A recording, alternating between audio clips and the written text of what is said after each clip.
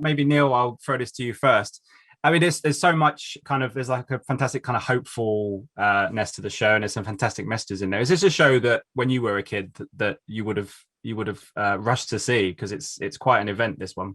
I like the way that you phrase it, and we spoke about it a little earlier. Precisely that thing is viewing it through the eyes of a kid, essentially, and what that is, the power of possibility, and then the themes that I see in there. And I mean, I think like any good piece of, if you will, art or whatnot, people can take from it. It's all in the eye of the beholder. I think different people will read it differently. But what I'm getting from it is the necessity for synthesis, right? If you've got theses, antitheses, and then forging the new understanding, which is then the hybrid, right? And then Abbot being perhaps representative of the last men, an outdated, outdone particular frame of thinking, right? So I think about it on those levels. Would I have been able to foresee this as a child? I think it's got all the elements there that, what made a huge impression on me was Indiana Jones and the Temple of Doom. I think I was 12 or so when I first saw it in the cinema. And when it started, I stood straight up and my mom had to tell me, hey, sit down, because it had all those elements of adventure, action, excitement, mystery, intrigue.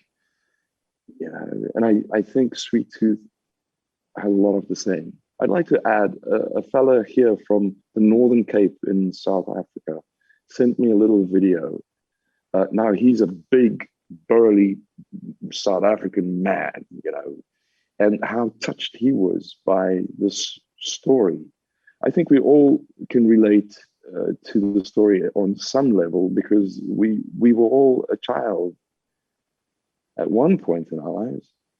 And Adeel, for you, obviously, you've made the show at a time when obviously the pandemic's happened and there's strange echoes going on. For your character, I mean, he's on the front lines. Was it kind of surreal to see what you were doing and then what was happening in the real world? And in a strange way, did it kind of help to give it a sense of authenticity? Yeah, I think so.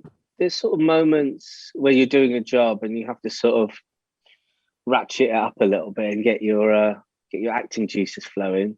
But with this, it was kind of just sort of being attuned to what was going on in the world, and some of the dialogue that I had to say, it was like a speech in part of it as well, and some of it was just kind of just so on point that it was just had to sort of say the lines in the right order, really.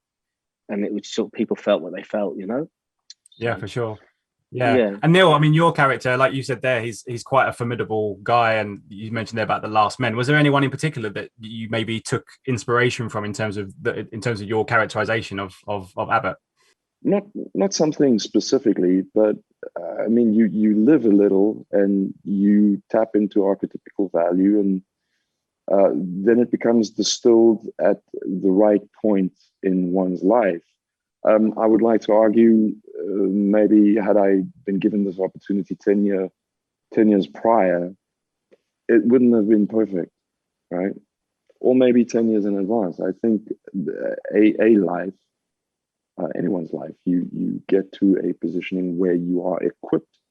You've lived enough. You've got enough experiences that you can draw from. You've seen enough good. You've seen enough ugly, and hopefully you know the difference between. So yeah.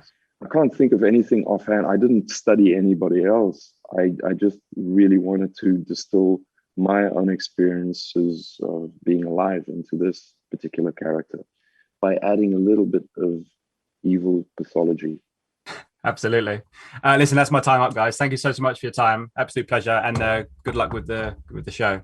Ladies and gentlemen, you're watching Hey You Guys. Hey You Guys, huh? Hey, you guys. Is that from the Goonies? It is indeed, yes. Nice.